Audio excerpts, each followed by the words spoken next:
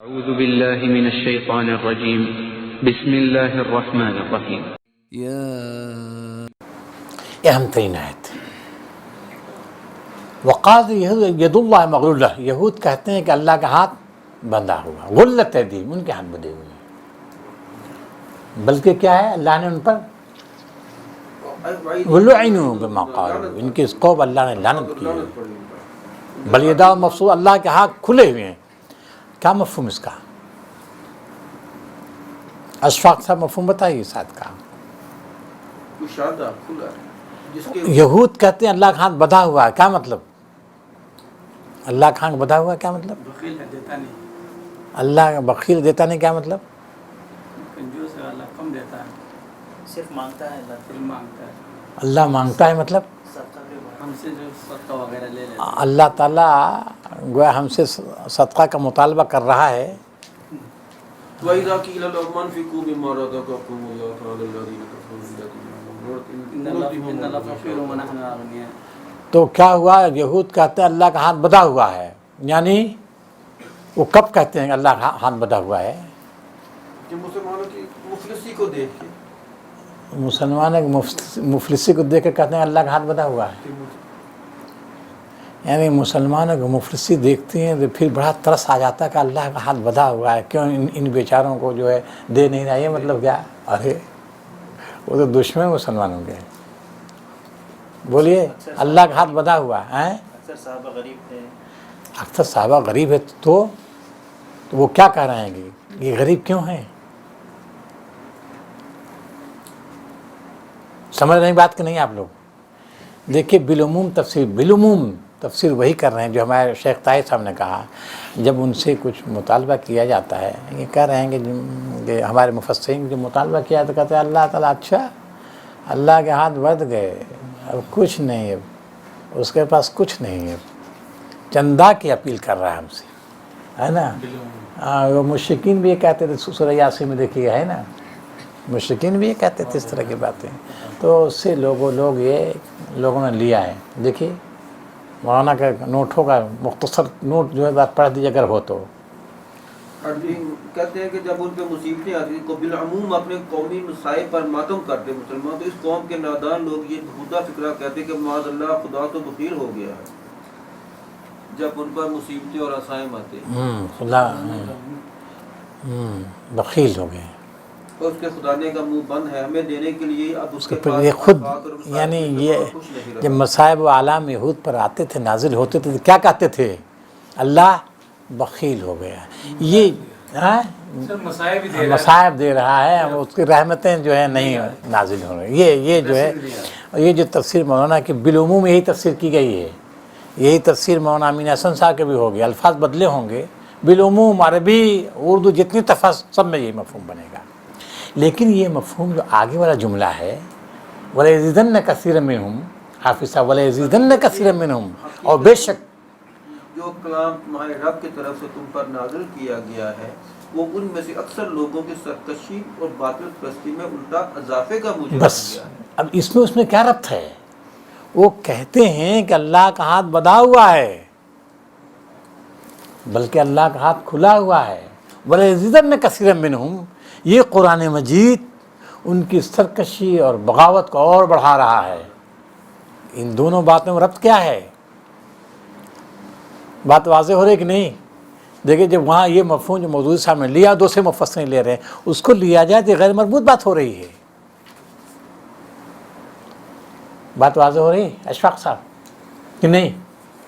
یعنی جو ہم اشکال پیش کر رہے ہیں وہ تو واضح ہو رہا ہے نا، کہ اشکال جو ہے کہ اگر یہ لے لیا جائے کہ وہ جب ان پر مصیبتیں آ رہی ہیں تو کہتے ہیں کہ اللہ تعالیٰ ہاتھ بندھ گیا ہے، اب ہمارے لیے تو صرف مصیبتیں ہی مصیبتیں ہیں، یہ کہہ رہے ہیں وہ۔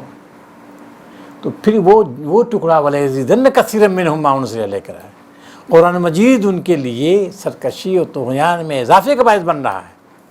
کیا تعلق ہوا اس سے؟ اس وجہ سے ان مفسرین کے بات جو ہے وہ زیادہ مناسب ہے۔ وہ کہتے ہیں کہ وقال یہود ید اللہ، وہ کہتے ہیں یہود کہتے ہیں کہ اللہ ہاتھ بندھا ہوا ہے۔ ہاتھ بندھا ہوا کا مطلب یہ ہے کہ انبیاء، نبوت اور رسالت بنی اسرائیل کے لیے خاص ہے، اللہ کا جو فضل ہے اس کی رحمت صرف بنی اسرائیل کے لیے ہے، اس کا ہاتھ کشادہ ہے بنی اسرائیل کے لیے. دوسری قوموں کے اس کا ہاتھ کیا ہے؟ بندھا ہوا ہے. یعنی دوسری قوم میں نہ نبوت آ سکتی ہے، نہ رسالت آ سکتی ہے، نہ کسی قوم کو نواز سکتا ہے. چونکہ یہاں بنی اسرائیل کے بجائے بنی اسماعیل میں نبوت آ گئی، نبی امی میں اللہ نے مبعوث کیا. ہاں بنی اسماعیل میں وہ الذی بعث فی الامی رسولا منہم. اس وجہ سے اس نے کیا کیا؟ ان کے کبر کو، غرور کو، عداوت کو کیا کر دیا؟ بڑھا دیا. جیسا سورہ بقرہ میں حسد کی بات ہے نا، تو وَلَيَزِيدَنَّ كَثِيرًا مِّنْهُمْ، اصل چیز یہ ہے. تو ان کا عقیدہ یہ ہے کہ اللہ تعالیٰ اسی سورہ نحن ابناء اللہ وَأَحِبَّاؤُهُ، ہم ہی تو ہیں اللہ والے، ہم اللہ کے چہیتے ہیں. نبوت رسالت ہم میں آئے گی، ہم خاندانی اعتبار سے جی ہم بنی اسرائیل کے اولاد ہیں، اسرائیل کے اولاد ہیں، ہم یعقوب کے اولاد ہیں. اور یعقوب کے اولاد کیا ہیں اس دنیا میں؟ وہ اللہ کی چہیتی پسندیدہ ہیں. اس کے علاوہ دنیا میں کوئی قوم اللہ کی پسندیدہ نہیں ہے. اب یہ رسول آ گیا بنی اسماعیل میں، اب ان کے غضب کو بڑھا دیا. یہ ہے اصل. یہ ترجمہ کس نے کیا؟ اچھا کسی نے یہ بات آپ کو سمجھ میں آ گئی کہ نہیں؟ بس سمجھ میں آ گئی. بس یہ تقریباً جو ہے یہی رجحان مولانا ابوالکلام آزاد کا ہے. مولانا آزاد نہیں، اور بھی کچھ تفسیریں مل جائیں گے عربی میں بھی، اردو میں اگر آپ دیکھیں گے مولانا آزاد نے اس کو لیا ہے. اور میں سمجھتا ہوں یہ رائے زیادہ وزنی ہے. اور دیکھیے ادھر اور جو قرآن مجید دوسری آیات ہیں اس سے مضبوط ہو جائیں گے. چلیے اب آگے. اب قرآن مجید کہہ رہا ہے اب ان کی جانب وَلَوْ أَنَّ أَهْلَ الْكِتَابِ آمَنُوا وَاتَّقَوْا لَكَفَرْنَا عَنْهُمْ سَيِّئَاتِهِمْ وَلَأَدْخَلْنَاهُمْ جَنَّاتِ النَّعِيمِ. اب دیکھیے یہ قرآن مجید کہہ رہا ہے. بعض لوگ کہتے ہیں کہ صاحب دیکھیے یہاں وَلَوْ أَنَّهُمْ أَقَامُوا التَّوْرَاةَ وَالْإِنْجِيلَ، اگر یہ توریت کو قائم کرتے، انجیل کو قائم کرتے، اس کے احکام پر عمل کرتے جی، اور اس کتاب پر جو ان کی جانب نازل کی گئی یعنی قرآن مجید پر، تو کیا ہوتا؟ اللہ تعالیٰ نوازتا. لَأَكَلُوا فَوْقَهُمْ وَمِن تَحْتِ أَرْجُلِهِمْ. اللہ تعالیٰ فراوانی کرتا، اللہ فراوانی کرتا. ایسا نہیں ہے کہ قرآن مجید پر ایمان لانے کی وجہ سے، اسلام میں داخل ہونے کی وجہ سے ان کی دنیا مسدود ہو جائے گا. ایسا نہیں ہے، اللہ نوازے گا. اس طرح کی آیتیں دیکھیے مشرکین کے سلسلے میں بھی ہیں. وَلَوْ أَنَّ أَهْلَ الْقُرَىٰ آمَنُوا وَاتَّقَوْا لَفَتَحْنَا عَلَيْهِمْ بَرَكَاتٍ مِّنَ السَّمَاءِ وَالْأَرْضِ وَلَٰكِن كَذَّبُوا فَأَخَذْنَاهُم بِمَا كَانُوا يَكْسِبُونَ. اس طرح کی آیتیں ہیں. اور اس طرح کی آیت آپ دیکھیے سورہ نوح میں بھی ہے نا، اسْتَغْفِرُوا رَبَّكُمْ ثُمَّ تُوبُوا إِلَيْهِ يُرْسِلِ السَّمَاءَ عَلَيْكُمْ مِدْرَارًا. اس طرح کی باتیں گویا جی ماں یہ ہے. اس طرح کی آیتیں کہ اللہ کی رجوع کرتی جو قوم اللہ کی کتابوں پہ ایمان رکھتی ہے تو اللہ تعالیٰ اس کو ضائع نہیں کرتا. ایسا نہیں کہ صرف آخرت میں دے گا، ایسا نہیں ہے، دنیا میں بھی دے گا ان کو، اور آخرت میں، دنیا اور آخرت دونوں اس کو کامیاب کرے گا. چلیے یہ خاص بات یہ ہے بولو أَنَّهُمْ أَقَامُوا التَّوْرَاةَ وَالْإِنْجِيلَ کے بعد کیا کہا؟ وَمَا أُنزِلَ إِلَيْهِمْ. لیکن اگر صرف کوئی توریت کو قائم کرتا ہے، انجیل کو قائم کرتا ہے، پامے چھوڑتا ہے، تو وہ اس بشارت میں آئے گا؟ نہیں، اس خبر میں نہیں آ سکتا. اس کے لیے یہ خبر نہیں ہے، اس کے لیے اس انعام کا اعلان نہیں ہے. چلیے یا ایھا الرسول بلغ ما انزل الیک من ربک، اے پیغمبر جو کچھ تمہارے رب کی طرف سے تم پر نازل کیا گیا ہے وہ لوگوں پیغام کو پیش کرو، پیش کرو. یہ دیکھیے آیت آئی، یہ سورہ کب نازل ہوئی؟ کب نازل ہو رہی ہے؟ جی سن 10 ہجری میں، حجۃ الوداع کا موقع ہے. صحابہ کرام موجود ہیں کہاں؟ عرفات کے میدان میں، اور نبی صلی اللہ علیہ وسلم خطبہ دے رہے ہیں. اور خطبے میں جو بار بار کہتے ہیں اللہ اللہ حل بلغت، دیکھیں یہاں ہے بلغ ما انزل الیک من ربک، اے نبی بلغ ما انزل الیک من ربک، جو تمہیں پیغام ہے اس کو پیش کرو.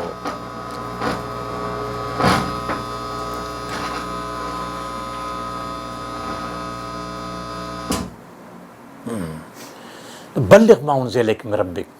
اسی بنیاد پر نبی صلی اللہ علیہ وسلم نے بار بار کہا الا حل بلغ، پوچھا یہ کون سا دین، کون سا؟ پھر اس کے بعد کہا کہ جس سے یہ گھر محترم ہے، یہ دین محترم ہے، جی یہ مقام محترم ہے، ٹھیک اسی طرح ایک دوسرے کا مال، ایک دوسرے کی جان تم پر محترم ہے۔ پھر کیا کہا؟ اسی میں ہے کہ عورتوں کا خیال کرنا، غلاموں کا خیال کرنا، یہ سب ہے اس کے احکام۔ اور ہر حکم کے بعد کیا کہتا ہے؟ الا حل بلغت، کیا میں نے پہنچا دیا؟ کیا پہنچا؟ بار بار آپ دیکھیں گے، بار بار فرمایا۔ یہ آیت یہ یہاں بھی آپ دیکھیں گے کئی مرتبہ آیا، آگے بھی آ رہا ہے۔ چلیے اللہ یعصمک من الناس، اللہ تم کو لوگوں کے شر سے بچانے والا ہے۔ اب یہاں بتایا جا رہا ہے کہ یا اہل الکتاب لستم علی شیء حتی تقیموا التوراۃ والانجیل وما انزل الیکم من ربکم، اہل کتاب تم ہرگز کسی اصل پر نہیں ہو جب تک کہ تم توراۃ اور انجیل اور دوسری کتابوں کو قائم نہ کرو جو تمہارے رب کی طرف سے نازل کی گئی۔ اب قرآن مجید ان کو بتا رہا ہے کہ یہ مت سمجھو کہ قرآن مجید پہ ایمان لاؤ گے تو توریت کو چھوڑ دو گے، انجیل کو چھوڑ دو گے، ایسا نہیں ہے۔ تم کو قرآن مجید یہاں جو بلایا جا رہا ہے، آخری نبی پہ ایمان لانے کی جو دعوت دی جا رہی ہے، اس کا مطلب یہ نہیں ہے کہ تم کو توریت چھوڑ دینا ہے، انجیل چھوڑ دینا ہے، حضرت عیسیٰ کو چھوڑ دینا، حضرت موسیٰ کو چھوڑ دینا، نہیں، بلکہ یہ قرآن مجید پر ایمان لانے کا مطلب یہ ہے کہ تمہارا ایمان توریت پر بھی ہوگا، انجیل پر بھی ہوگا۔ کیوں ہوگا؟ اسی سورہ میں دیکھیں پہلے آ چکا مہیمن، قرآن مجید کی ایک صفت مہیمن ہے نا۔ مہیمن کا مطلب کیا ہے؟ توریت انجیل کی جتنی تعلیمات سے سب اس نے محفوظ کر دیا اس کو۔ تو قرآن مجید پہ ایمان لانے کا مطلب کیا ہے؟ انسان کا ایمان توریت پر بھی ہو جائے گا، انجیل پر بھی ہو جائے گا، زبور پر ہو، ساری آسمانی کتابوں پر ہو جائے گا۔ اسی میں آیا شاہ ان مقام التوراۃ والانجیل کیا ہے؟ وما انزل الیکم من ربکم، ہاں آگے چلیے۔ ما انزل الیکم من ربکم وَلَيَزِيدَنَّ كَثِيرًا مِّنْهُمْ مَا أُنزِلَ إِلَيْكَ مِن رَّبِّكَ طُغْيَانًا وَكُفْرًا وَلَا تَأْسَ عَلَى پھر وہی کہا کہ یہ قرآن مجید اس نے ان کو ان کی سرکشی کو بڑھا دیا ہے، سرکشی کو بڑھا دیا ہے۔ ان کو کہا جا رہا ہے کہ سرکشی چھوڑو، تم چھوڑو سرکشی، یہ تو اللہ تعالیٰ کا احسان ہے۔ چلیے فَلَا تَأْسَ عَلَى الْقَوْمِ فَلَا الْكَافِرِينَ، تَأْسَ عَلَى الْقَوْمِ الْكَافِرِينَ، مگر انکار کرنے والوں کے ہاتھ پر کچھ افسوس نہ کرو۔ افسوس، اب دیکھیے ذرا سے اس پہ غور فرمائیے۔ ایک قوم ہے بدک رہی ہے، بھاگ رہی ہے، ریشہ دوانیاں کر رہے ہیں نبی کے خلاف، قرآنی تعلیمات کے خلاف، نظام اسلامی کے خلاف، اسلامی ریاست کے خلاف ریشہ دوانیاں، اور نبی کیا ہے؟ اور یہ بھاگ رہے ہیں قرآن مجید سے، اور نبی کیا کر رہا ہے؟ فلا تاسا، نبی کیا کر رہا ہے؟ غم کر رہا ہے، افسوس کر رہا ہے کہ کہاں جا رہے ہیں۔ یہ دیکھیے نبی چونکہ محسن ہوتا ہے، محسن انسانیت ہوتا ہے، اس وجہ سے ان کا بدکنا، ان کا بھاگنا اس کا شاہ گزر رہا ہے۔ سورہ بقرہ میں یہ دیکھیں افتتمون یؤمنون، اے مسلمانوں کیا تمہاری خواہش ہے کہ تمہاری بات مان لیں گے؟ بات نہیں مانیں گے۔ تو نبی صلی اللہ علیہ وسلم کی خواہش یہی تھی، خود مسلمانوں کی خواہش یہ تھی۔ کیونکہ مسلمان نفرت رکھیں کیا ان سے؟ یہود سے؟ نہیں، نفرت ان کے کارنامے ہیں، ورنہ مسلمانوں کے دل کی گوشے میں یہ ہے کہ اب بھی ایمان لائیں، اب بھی ایمان لائیں۔ اسے فلا تأس علی القوم، اے نبی افسوس نہ کرو، غم نہ کرو، افسوس نہ کرو۔ اگر یہ بدک رہے ہیں، بھاگ رہے ہیں، ان کا اپنا نقصان ہو رہا ہے۔ تو گویا نبی افسوس کر رہا ہے، غم کر رہا ہے، جیسا کہ کفار مکہ بھاگ رہے تھے نا، قرآن مجید کہ لعلک باخع نفسک علی آثارہم، اگر ایمان نہیں لائیں گے تو اپنے آپ کو ہلاک کر دو گے۔ تو داعی گروہ جو ہوتا ہے ہمیشہ داعی گروہ کا سینہ کیا ہوتا ہے؟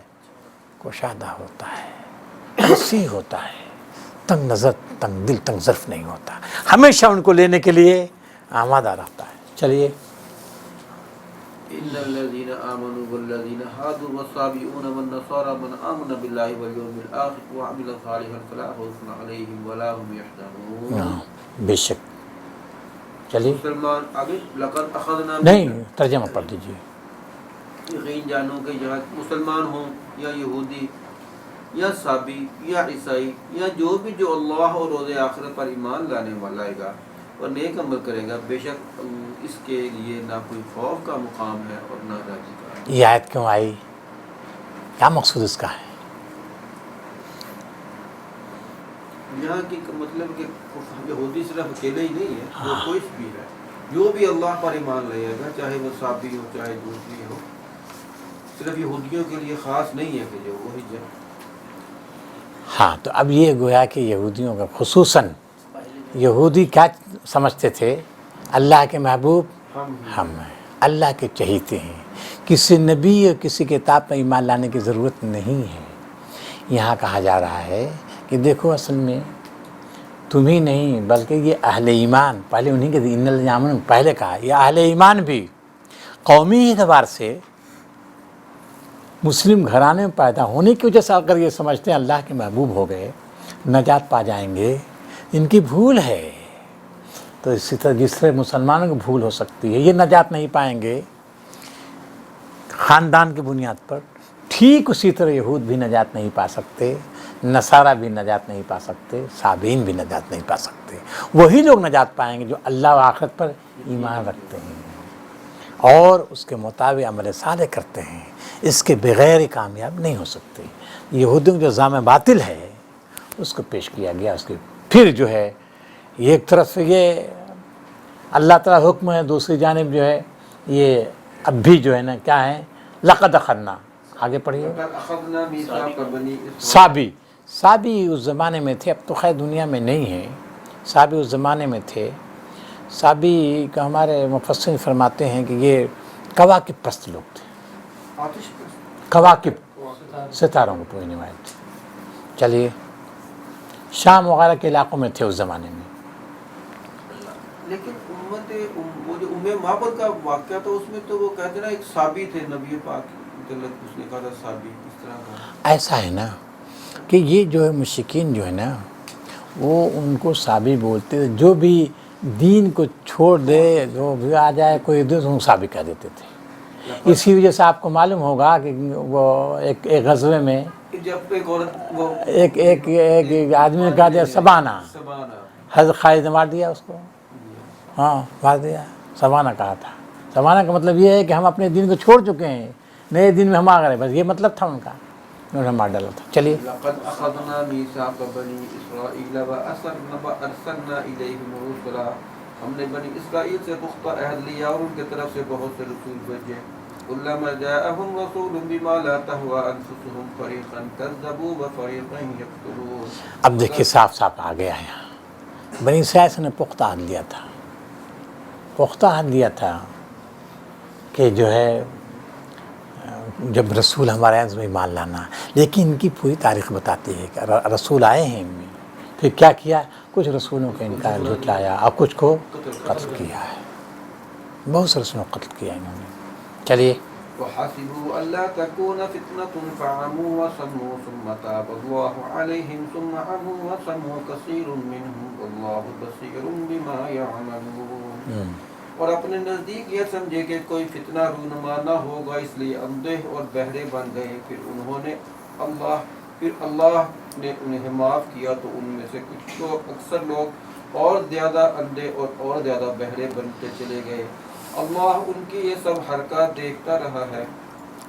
اب دیکھیے یہاں جو یہودیوں کی پوری تاریخ نے اختصار کے ساتھ اشارہ کر دیا، پوری تاریخ کہ وہ ان کا گمان یہی رہا ہے، فتنہ نہیں اٹھے گا کچھ، اندھے بہرے بن گئے، اندھے بہرے بن گئے اور پھر ہدایت کے طلبگار نہیں ہوئے۔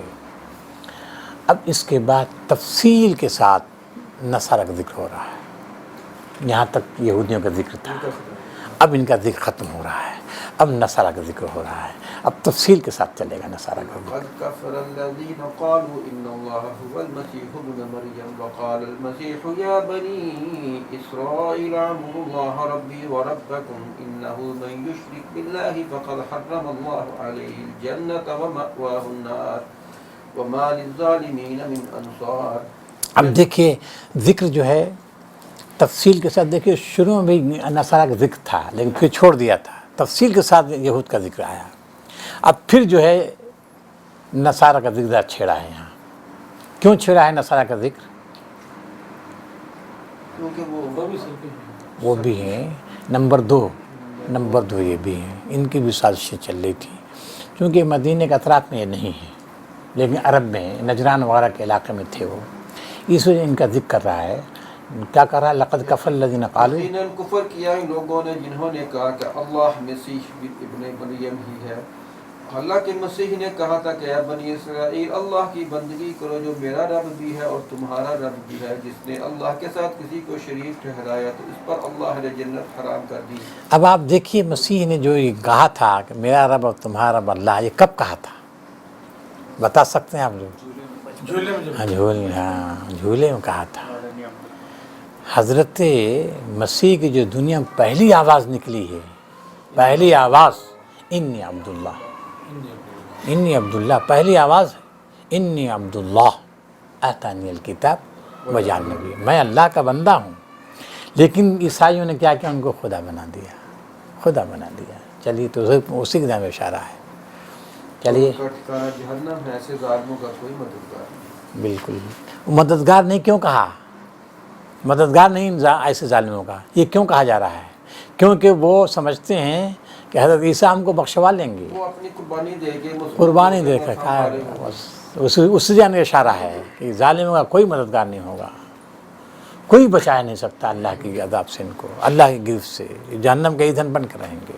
چلیے کفر الذین قالوا ان اللہ ثالث ثلاثہ وما من الہ الا الہ واحد وان لم ينتهوا عما يقولون ليمسن الذین کفروا منهم عذاب الیم۔ گویا کہ ان کے اور بھی کچھ فرقے ہیں۔ ایک تو فرقہ وہ ہوا جو حضرت مسیح خدا مانتا ہے، دوسرا فرقہ یہ ہوا کہ صاحب ہاں تین خداؤں میں سے ایک ہے، یہ تین خدا ہیں تثلیث، جس کو تثلیث بولتے ہیں، تین خدا ہیں۔ یعنی کفر کیا ان لوگوں نے جنہوں نے کہا اللہ تین میں سے ایک ہے، حالانکہ میں ایک خدا کے سوا کوئی خدا نہیں ہے۔ اگر تم لوگ اپنی ان باتوں سے باز نہ آئے تو ان میں سے جس نے کفر کیا اس کو دردناک سزا دی جائے گی، پھر یہ کہ اللہ سے توبہ نہ کریں گے اور اس سے معافی نہ مانگیں کیا تو اللہ بہت درگزر کرنے والا اور فرمانے والا اور صاف صاف واضح کر دیا کہ اب بھی موقع ہے۔ دیکھیے قرآن مجھے یہ کہتا ہے، دروازہ نہیں بند کرتا، یا یہود یا نصارہ دروازہ نہیں بند کرتا، اب بھی موقع ہے، تم کفر سے شرک سے تائب ہو جاؤ، اللہ بخشنے کے لیے تیار ہے۔ اب آگے جو ہے افلا یتوبون الی اللہ ویستغفرون واللہ غفور رحیم۔ کیوں نہیں توبہ کر رہے یہ؟ ان کو توبہ کرنا چاہیے، اللہ کے سامنے جھک جانا چاہیے، کفر شرک سے تائب ہو جائیں، اللہ ان کو بخش دے گا۔ چلیے آگے۔ المسیح ابن مریم الا رسول قد خلت من قبله الرسل وامه صدیقہ كانا يأكلان الطعام انظر كيف نبين لهم الآيات ثم انظر أنا يؤفكون۔ مسیح بن ابن مریم اس کے سوا کچھ نہیں کہ بس ایک رسول تھا، اس سے پہلے اور بھی بہت سے رسول گزر چکے ہیں۔ اس کی ماں ایک راست باز عورت تھی اور وہ دونوں کھانا کھاتے تھے، دیکھو ہم کس بس وہ دونوں کھانا کھا رہے تھے، اس کو کیوں ابھار رہا ہے؟ اس لیے کہ اس کے بعد پھر رفع حاجت وہ ہاں انسانی ضرورت ہے، وہ اس کو تو ظاہر ہے، اس کو نہیں بنانا، کہا کہ یہ دونوں کھانا کھاتے بیتنا، جو آدمی محتاج ہے جو کھانا کھائے گا تو ظاہر رفع حاجت کی ضرورت پڑے گی۔ جی وہ خدا کیسے ہو جائے؟ جو پاخانہ کرے پیشاب کرے وہ خدا ہوگا؟ بتاؤ، انظر کیف، تم غور کرو، انظر کیف نبین لہم الآیات، کس طرح ہم بیان کرتا، غور کرو تم کس طرح تم ان کو خدائی میں شریک کر رہے ہو۔ جو پاخانہ کرتا، دیکھیے پاخانہ پیشاب، کھانا اور پاخانہ یہ سب انسانی ضروریات ہے نا، بولیے۔ اور سب سے زیادہ انسان پستی کا احساس کرتا ہے جب اس کو جو رفع حاجت کی ضرورت، کتنی بیچارگی، پستی بیچارگی ہے، کس قدر پستی انسان بیچارہ ہے۔ ابھی کس لگ جائے وہ پریشانی کتنی ہو جاتی ہے، تو اللہ پریشان ہوگا، بولیے اللہ پریشان ہو، یہ کتنی بڑی آخر ثم انظر انا یؤفکون، یہ عجیب، انظر کیف، دیکھو کیف نبین لہم، ہم کس طرح کو واضح کر کے سمجھا رہے ہیں، اور منظر انا یؤفکون، یہ کہاں پگلائے جا رہے ہیں۔ انا یؤفکون کے معنی یہ کہاں پگلائے جا، وہ فقہ عقل کے معنی آتے ہیں، عقل کا الٹ جانا، ان کی جو عقل کہاں الٹی چلی جا رہی ہے بھائی، یہ کہاں پگلائے جا رہے ہیں، بھاگے جا رہے ہیں۔ ایک طرف تو یہ ہے اللہ وحدہ لا شریک ہے، وہ مستغنی ہر چیز سے ہے، غنی ہے، جی انسان محتاج ہے، ان محتاجوں کو، ان فقیروں کو خدائی میں شریک کرانا، انظر کیف نبین ثم انظر انا یؤفکون، یہ اسلوب قرآن مجید کا۔ اور مصدقہ اتنا بتا دیا کہ انسان کی سب سے بڑی مجبوری کھانا کھانا، اور اس سے زیادہ مجبوری ہے پیشاب پکانا۔ یہ کوئی نہیں چاہتا کہ پیٹ میں کھانا رہے ہمیشہ، کوئی نہیں چاہتا۔